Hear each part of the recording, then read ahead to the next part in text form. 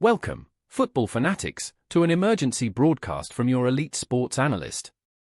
The 2026 FIFA World Cup is less about the goals and more about the controversies, with two seismic shifts rocking the beautiful game.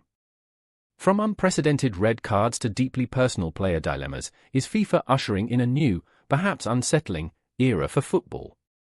First up, the incident that has everyone talking, Paraguay's Miguel Almirón. In a crucial group stage clash, Almirón was shown a red card, not for a tackle, not for dissent, but for covering his mouth during a confrontation with an opponent. This is the first ever red card under FIFA's new mouth covering ban rule, and it sent shockwaves across the globe. The rule, championed by FIFA President Gianni Infantino, aims to prevent players from concealing potentially abusive or discriminatory language. While the intent might be noble, the execution and its impact are causing massive debate. Almirón's one-game ban is now confirmed, and the uproar has even led to a Paraguayan commentator being stripped of his World Cup credentials for his fiery on-air reaction to the decision.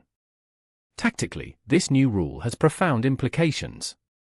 Verbal sparring is a part of football's intensity. Players often cover their mouths to hide tactics or private conversations from cameras and opponents. Now, every covered mouth in a confrontation could mean instant dismissal. Does this stifle player expression? Does it remove a layer of the game's psychological warfare? Or is it a necessary step towards a more respectful playing environment? We've seen moments of aggression escalate, but what about perceived slights or misinterpretations? This rule puts immense pressure on officials and players alike, forcing a radical change in on-field communication.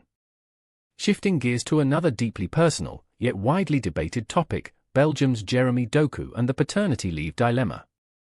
Doku publicly stated his intention to potentially leave the World Cup camp to attend the birth of his first child, sparking a heated discussion about family priorities versus national duty. While many, including former managers and player associations, have supported Doku's stance, citing the importance of such a momentous life event, others, notably a French TV presenter who later apologized, criticized his decision, calling it as a disgusting moment where a father is useless. This isn't a new debate in men's football. We've seen players like Fabian Delph, David Silva, and David de Gea make similar choices, sometimes missing crucial games for their families.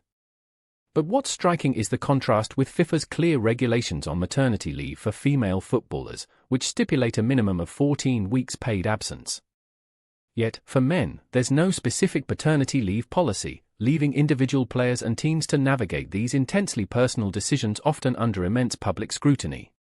Should FIFA implement a clear paternity leave policy for men, mirroring the strides made in the women's game? The World Cup is the pinnacle of football, demanding unparalleled dedication. But as society evolves, so too do the expectations placed on athletes, both as professionals and as individuals. The controversies surrounding Almirón's ban and Doku's choice highlight a broad attention. The games need to maintain order and tradition versus the recognition of player welfare and personal rights. How will these debates shape the future of international football? Will we see more stringent rules on player conduct, or a more empathetic approach to personal responsibilities? The 2026 World Cup is proving to be a tournament of profound change, forcing us to re-evaluate what we value most in the beautiful game.